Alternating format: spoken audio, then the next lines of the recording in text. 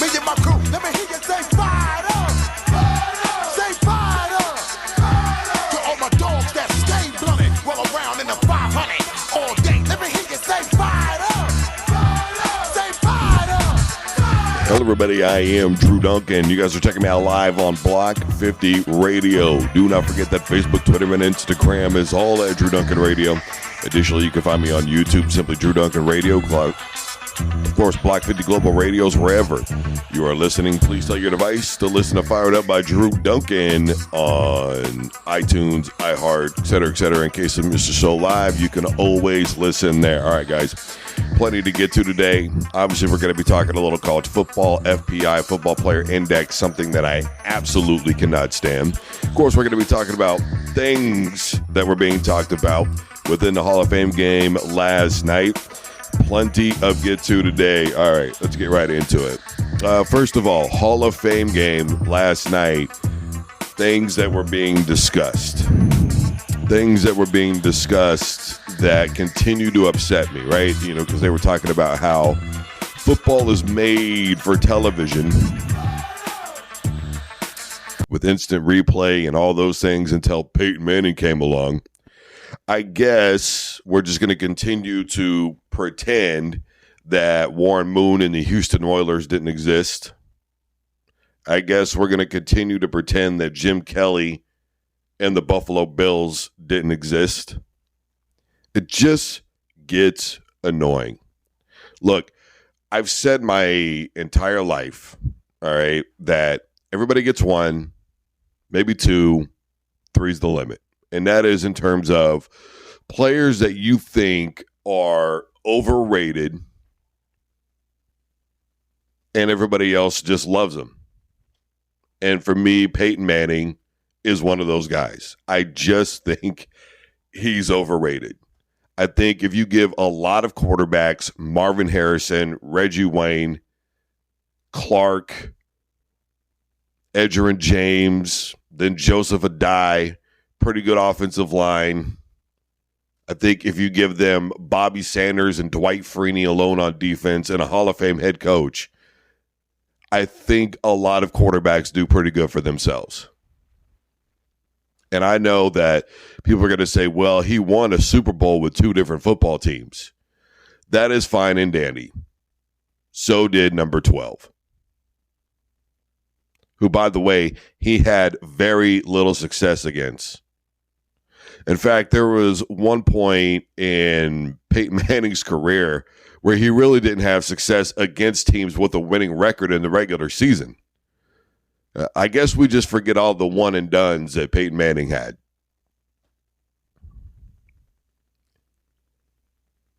I just have always felt like Peyton Manning was either carried by an extraordinary offense or an extraordinary defense. I mean, everybody loves to talk about Peyton Manning. He won that second Super Bowl with Denver. I guess we're just going to forget about Von Miller, DeMarcus Ware, Aqib Talib. And by the way, Aqib Talib said at one point during the season that the defense is getting tired of carrying the offense. And let's not forget that Peyton Manning rode the pine for 4.5 football games, and for 3 of those games still led the league in interceptions. It took 3 weeks before somebody else was ahead of him in interceptions, and he didn't even throw for 130 yards in that Super Bowl. So let's just be clear that that last season was not Peyton Manning. In the year that he got Denver to the Super Bowl that everybody always talks about, Seattle pretty much went to pound town on the Denver Broncos. Offensively, Seattle didn't have a lot of stats. They didn't need them. First play of the game, right over Manning's head. Yeah, they were not ready. They were not ready for that defense. It's just frustrating. Jim Kelly, Warren Moon, those guys get no credit for the hurry-up style of offense in which you see in today's era. And furthermore, I mean, during the 2-minute drill, quarterbacks have always called their own plays. And there was a point in time in the NFL where quarterbacks always called their own plays. They didn't rely on coaches. The coaches would give them a play card or they would draw plays up. And then the quarterback just basically would fill the game out. What Manning did was nothing new. It was just in an era where television and internet and all that kind of simultaneously were coming up. He was just right place at the right time, if you ask me. He was good. Do not get me wrong. But throwing it minus 5 yards behind the line of scrimmage and then Marvin Harrison running for 30, and then I got to hear 3 different announcers talk about how Manning read the defense. Okay. Just had to get that off of my chest. DTR, man, I'm telling you what, wasn't his biggest fan while he was at UCLA. But I'm going to tell you something. If he keeps playing like he did last night, we're going to be having a different conversation about DTR. We're going to be having a conversation about where does he get traded to so he can start. That's what that is.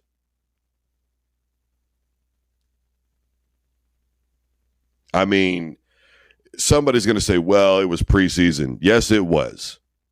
John Elway, Patrick Mahomes, Aaron Rodgers, Tom Brady, et cetera, all of them started off as backup quarterbacks in the preseason at some point.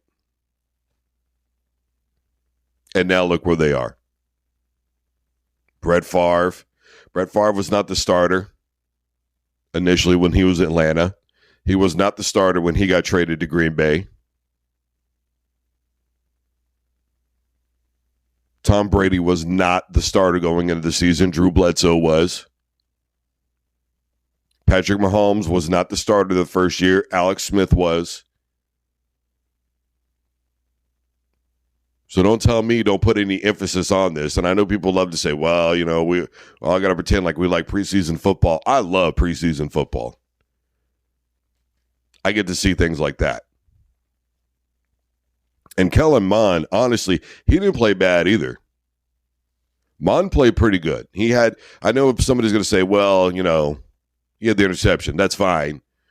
He had some drop passes. He made some on-point throws. Guys just weren't making plays. Which, honestly, if you're Cleveland, you better get that receiving core together. You know, all night long, all they wanted to talk about was Deshaun Watson and how he's going to open up the offense and they're going to take pressure off of Nick Chubb. Well, it's not going to matter who the quarterback of that football team is if those guys can't start coming up with some catches. That's pretty simple. But Mond, to me, yesterday was a perfect example of why I never lead with stats. Ever. I've always put an emphasis on, dude, go watch the game. Because the numbers don't lie, but they don't always tell the entire story either. Mond looked good last night.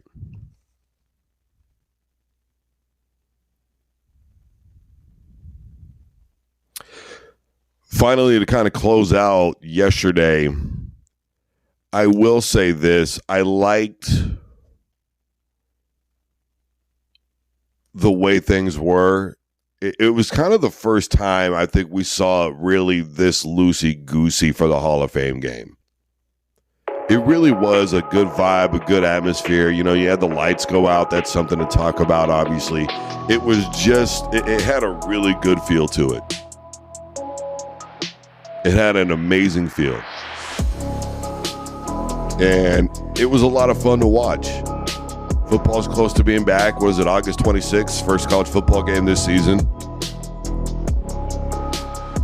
It's got a good feel to it. I don't like the jock riding of Aaron Rodgers, though. But all right, everybody, I am Drew Duncan. Plenty more to get to today. We're going to be talking about Aaron Rodgers a little bit later on in the program. College football, FPI, all kinds of good things to get to. This is Fired Up, live on Block 50 Global Radio. Do not forget that Facebook, Twitter, and Instagram is all at Drew Duncan Radio. Additionally, you can find me on YouTube, Drew Duncan Radio. And, of course, if you miss a show live, Block 50 Global Radio is wherever you are listening. iTunes, iHeart, Spreaker, Deezer, etc., wherever you're listening, we are there. Simply tell your device to play Fired Up by Drew Duncan on Block 50 Global Radio. And as always, don't you dare touch that dial.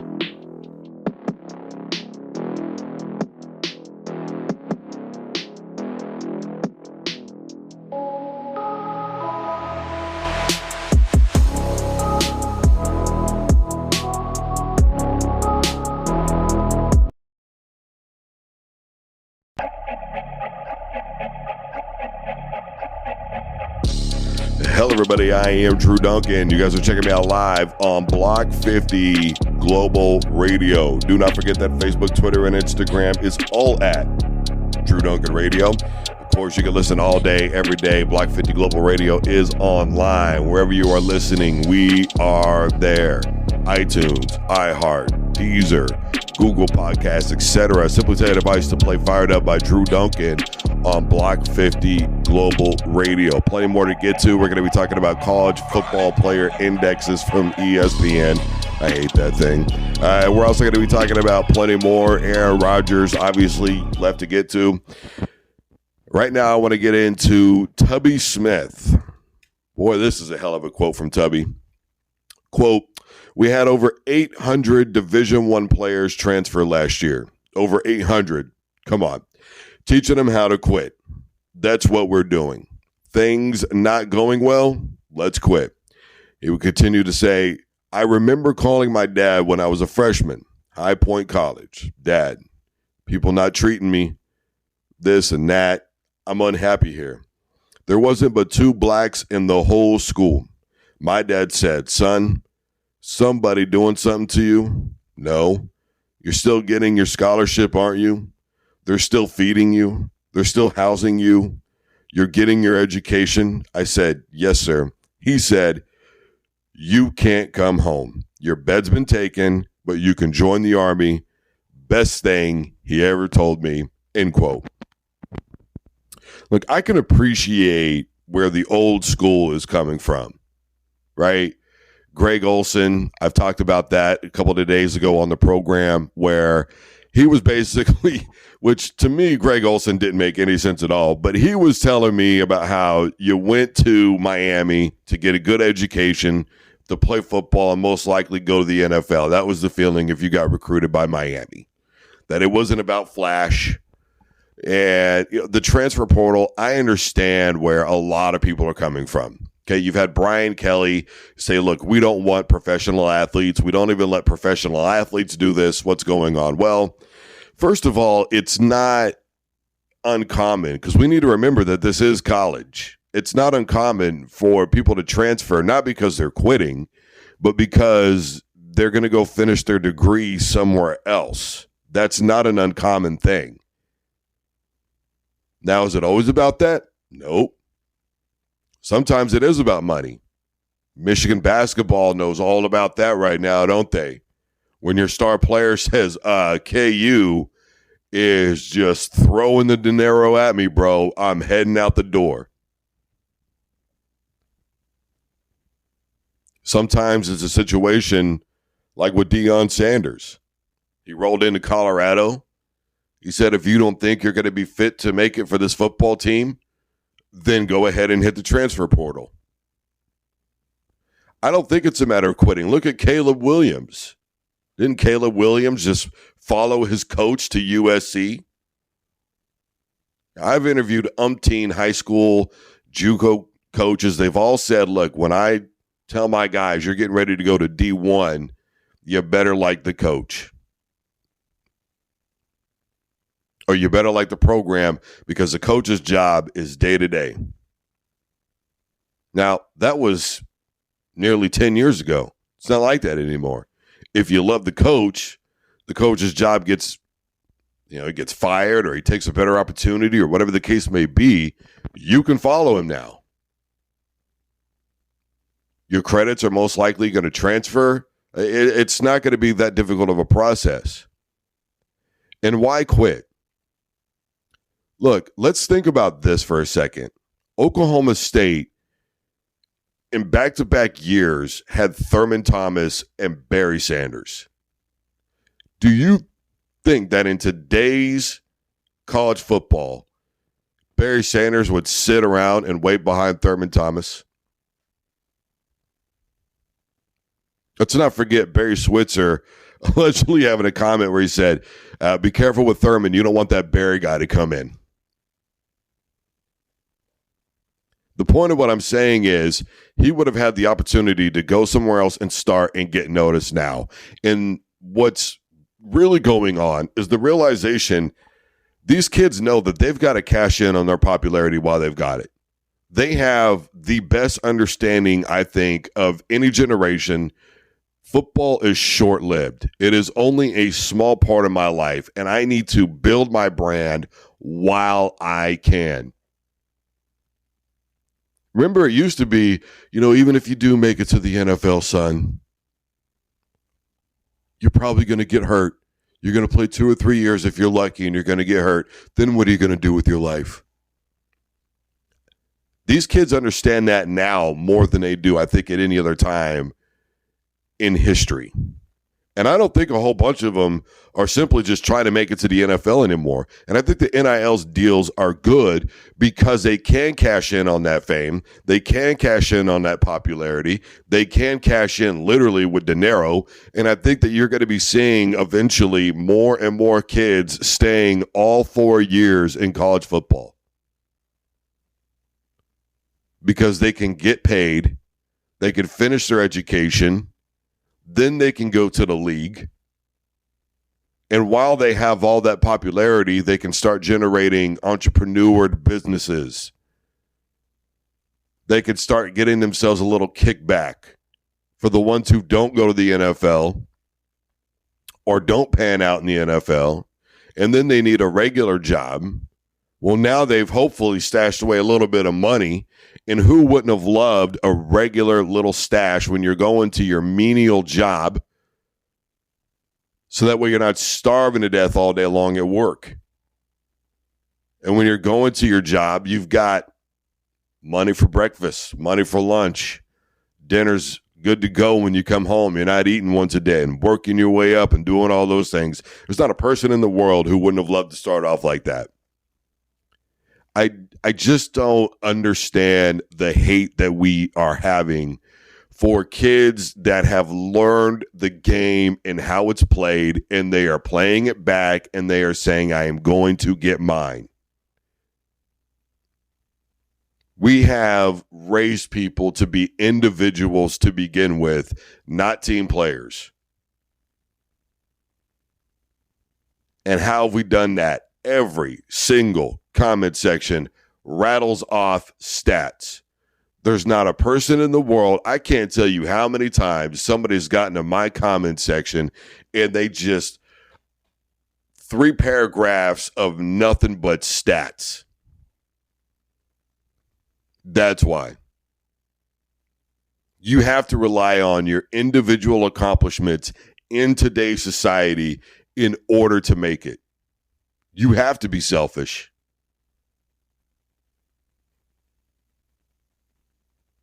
Think about all the struggling families right now that could be helped out by, I don't have to pay for college. I don't have to help them with their first apartment. I don't have to help them with their first house, their first car. Talk about a load coming off of mom, dad, grandma, grandpa, aunt, auntie, whoever.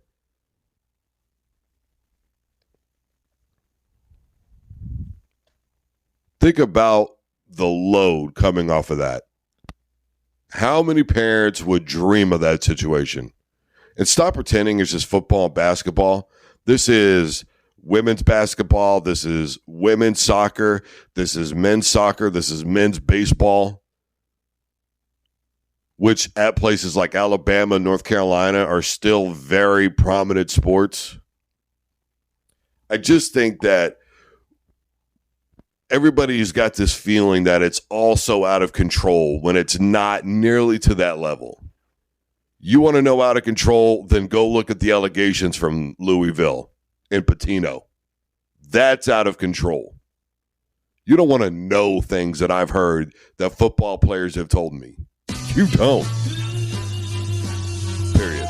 Guys, I am Drew Duncan. Facebook, Twitter, and Instagram is all at Drew Duncan Radio. This is Fired Up. We're live on Block 50 Global Radio. Do not forget that Facebook, Twitter, and Instagram is all at Drew Duncan Radio. Block 50 Global Radio is there wherever you are. In case you missed the show live, jump on your device. Tell it to play Fired Up by Drew Duncan on Block 50 Global Radio. It's iTunes, iHeart, Deezer, Spreaker, wherever you are listening, we are there. And as always, don't you dare touch that dial.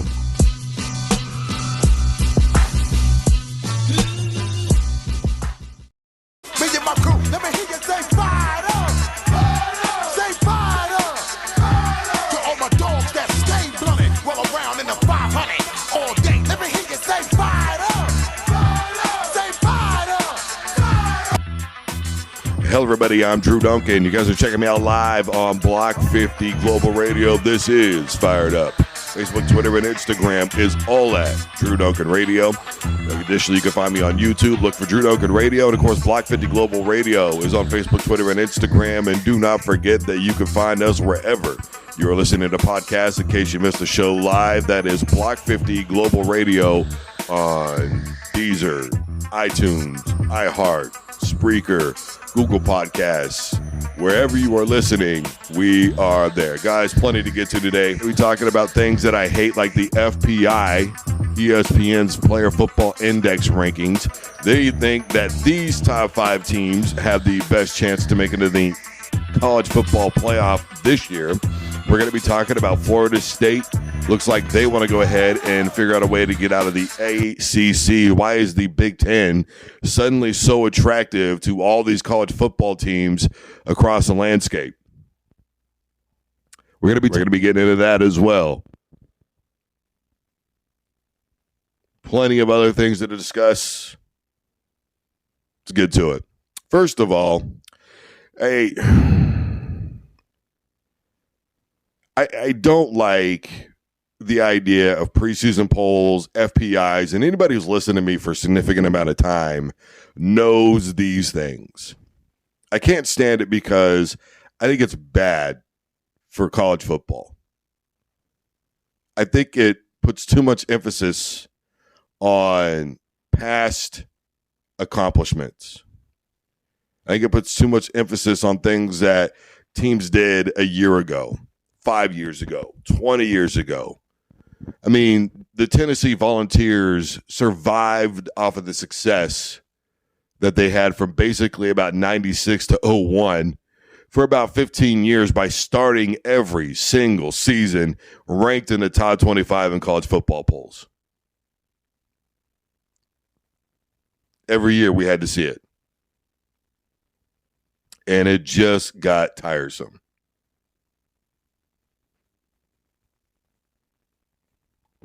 I don't like going off of the last year. I don't like going off of the last 20 years. I like looking at what is going to happen this year. And I like to treat every year as a new season because all the players deserve that. Look, it's understandable to believe Georgia could still be a number 1 football team. It's understandable to believe that Alabama could come back this season. And even though it was, quote, a down year for them with only 2 losses, they could come back and be a playoff football team again this year.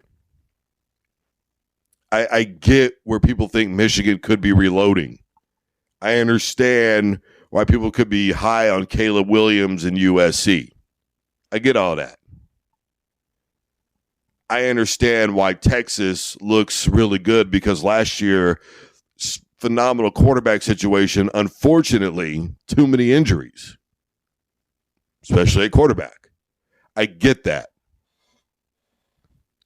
What I don't get is go ahead and ranking it out right away and then leaving like the Cincinnati's back in the fog. Like, well, we'll put them at 25. We'll put them at 24. And then as the season goes along and those types of teams are undefeated, you're holding them hostage at a 13. Meanwhile, and this has literally happened, teams that they've beat are still ranked 5-6 spots ahead of them. Remember? Iowa State? Remember that? Yeah.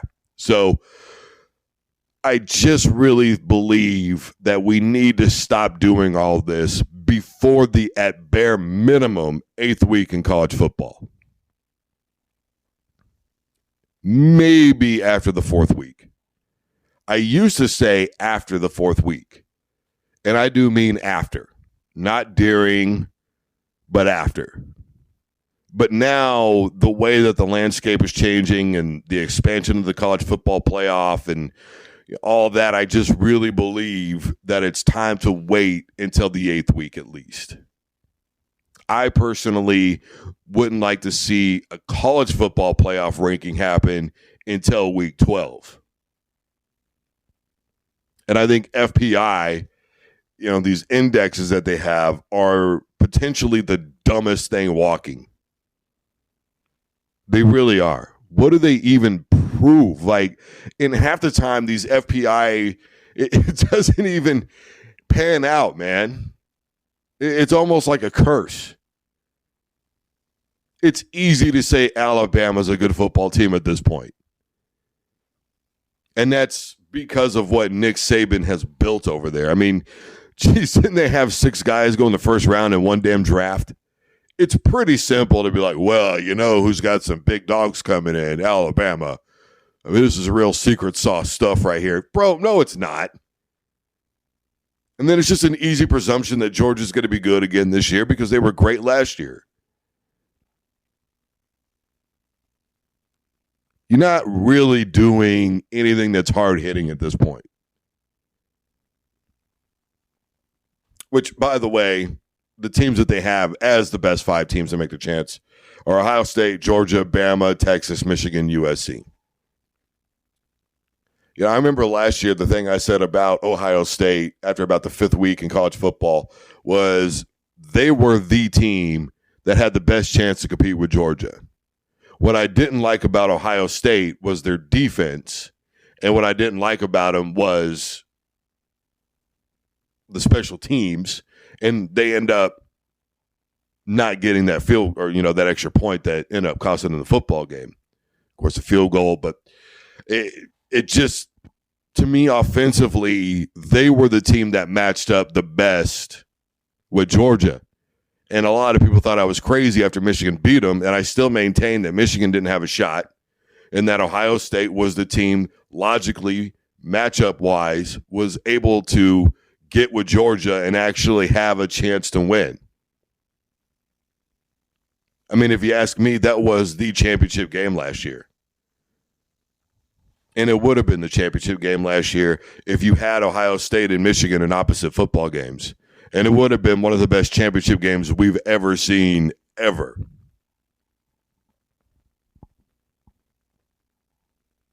Just coming in, there's just so many differences, right? Especially for Ohio State quarterback-wise. It's that way. And Caleb Williams, he's a good football player. But him and Lincoln Riley, I know people really love that combination. But let's be real about it here for a second. Lincoln Riley hasn't proven that he can win big football games. Last year, they struggled in games that were close. They don't do anything really during the season that was awe-inspiring. I think the Pac-12 has been overrated for a long time. I don't think tough teams come out of the Pac-12.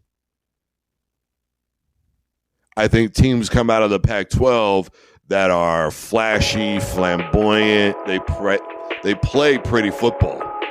That's what they do. They play pretty football, but they're not hard-nosed enough to actually be able to win tough football games. So there's just a lot of hit and miss over there. And Caleb Williams really struggles in big games and has a tendency to turn the football over a lot. Go look at when they played Utah. Remember that comeback? This is why I don't like FPIs, because there's too much there. But when you look at it, you go, I don't know, man. They might make a playoff, but you really think they're going to beat Georgia? I mean, I said it about TCU all year long. They're not going to compete with Georgia. It's not going to happen.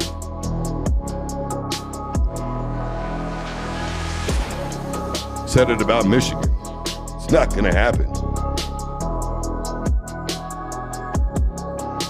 So we'll see what happens this year as the season goes along. Guys, I am Drew Duncan.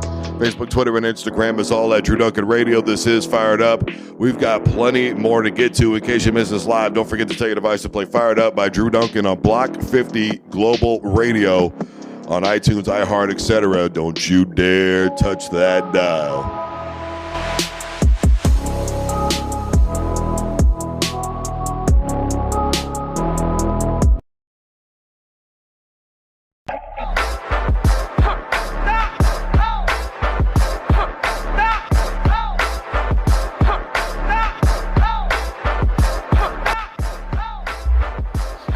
Hello, everybody. I am Drew Duncan. This is Fired Up. Do not forget that Facebook, Twitter, and Instagram is all at Drew Duncan Radio. Additionally, YouTube is on at Drew Duncan Radio. And do not forget that wherever Block 50 Global Radio is, we are there. That's Block 50 Global Radio online on iHeart, iTunes, Deezer, Spreaker, wherever you are listening. Block 50 Global Radio is there. Simply tell your device to play Fired Up by Drew Duncan on Block 50 Global Radio. Still plenty more to get to today. We're going to go back into college football. Obviously, it's no secret at this juncture that the Big Ten is potentially looking at adding more teams, and that is Washington, Oregon, Florida State, and Clemson. And that is to begin, by the way, for the 2024 season. So next year. No waiting, no goofing off, no none of that. Next season, that's when they want these teams to be able to do it, which, by the way, that means there's going to be a lot of schedule changes. And for those who don't think that they don't do the schedules years in advance, they still very much do that. So there's that. My thing is, and look, people who know me know I'm a very modern guy. I like the NIL deals, which we're going to get into some later news on that. I love that these kids are getting what they deserve. I've talked umpteen times about sponsorship deals and all these things in place that athletes should absolutely 110% be privileged to getting a cut of. I have talked before about education, what it means to college athletes. I believe that the little guys should get a chance in the college football playoff. Look, I'm a modern guy. I really am. There are things, though, that still happen in the world of college football that don't make sense to me. And number one, that's regional conferences. We're always talking about the education aspect, and it just further proves, by the way, that the NCAA and these universities don't really care as much as they claim that they do. The travel time that it takes, like when West Virginia joined the Big 12, I just knew that it wasn't going to work out for them with football especially. It's just too much travel time. It's too much time in the air. It's way too much to ask of an 18, 19-year-old to have jet lag, constantly just be in and out of different time zones. You do realize that if Oregon and Washington head to the Big Ten, that means they're going to be switching time zones at least 6 games a year. At least. And for what? Regional rivalries in college football are part of what made college football what it is today. And I think sometimes that gets lost. Now, I will say this. I think it's okay to move on from rival games. I think it's okay to move on from Nebraska and OU. I think it's okay to move on from those type games because after a while, they don't hold the national attention that you need anymore. That's just the reality of it. It's like, Notre Dame's going to play USC again this year. Whoop-de-doo. Because unless they're both really, truly good, prolific football teams that year, it doesn't do anything for the universities other than just add another notch on the belt, basically. And it doesn't do anything on a national level for the game of football anymore because it's just like after a while, why is Notre Dame and USC always a thing at the end of the year? We've had some really good games, but name the last really good game that meant a lot between Notre Dame and USC. that you could say truly altered the college football playoff landscape, or the BCS. I mean, the last one that comes to mind for me, obviously, was the year that Reggie Bush pushed Matt Leinart into the end zone. That was about the last time.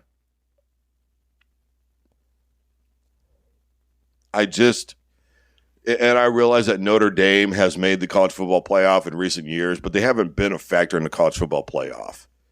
They got drummed, man. I tried to say droned and drummed, not at the same time. I don't know, whatever. It is what it is. And Florida State's going to have a hard time anyways, because they sold their grant of rights, by the way, in a TV deal that wasn't just with the ACC, but also with ESPN. Now, if anybody doesn't know what the grant of rights is, that means all the money that you make goes back to the ACC. So even if they were to jump ship and head to the Big Ten, then effectively everything that they make wouldn't help out other Big Ten schools or the Big Ten or anybody else because of their TV deal, which means that all the time that they're on TV, that money's going to go back to the ACC. So they're going to have to pay a lot of money if they want in the Big Ten. And what's making the Big Ten so attractive to everybody all of a sudden anyways? You know, people don't understand just how grueling football is in November in the Midwest and out east. I am from Wichita, Kansas, and I have seen some grueling winters out there. I've seen winters where it started snowing on Christmas Eve, and I kid you not, it didn't stop until May, and in May, it just started raining. Every day there was snow and ice all over the ground. Do you really believe that a team that's used to playing out in California is going to be able to go and do that 3 times a month in November? Even twice a month in November? You got to be tough to play football in the Midwest and in the Big Ten. There's a reason why a lot of those schools still run very old school, under the center, mash the football up the middle, in-your-face football. It's because of the weather. Have you ever been to Pennsylvania in the winter? I guess you forget how close that is to Canada. And I guess you forget just how cold it gets out there in the east. It's no joke. And people are, well, it snows in Oregon. Bro, I promise you, the snow in Washington and in Oregon is nothing like the snow that is in the Midwest. There are parts in Missouri where if it snows and ices at all, nobody can go anywhere or do anything because of all the hills and mountains. Because if you try to get up there with your car, you're just going to end up sliding backwards again. And if you try to walk it up, it's not going to happen. You're going to get about a quarter of the way up there before you just slip and fall, and that's it. It's impossible to get anywhere. You have not played football in the Midwest and in the East in November. You're in for a rude awakening. And I'm not really sure that I like all this moving around anyways, not just because it doesn't make sense regionally, but additionally, it just doesn't make sense on a scheduling level. Again, I think that we're asking too much of these kids, and I really, truly believe that you're putting yourself in a bad position because you're creating tired players, and tired players who are unhappy don't play well. Now you're going to say, well, they're getting money for all this. That is true. That is true. So, yes, more is going to be expected of them because of the NIL deals. But, mister, I'm so worried about education. Let's not forget, they still got classes to attend. When the hell are they supposed to do their homework? I just think that it's bad what we are looking at right now is the potential of maybe 3 major conferences in college football, and that's it. Bye-bye Pac-12, bye-bye Big 12. The Big East dissolved in football how long ago? We're just looking at the end of the 5 majors, and it'll probably just be 3 major football conferences, and that's it. The Big 12 made too many mistakes and didn't add teams that they should have years ago.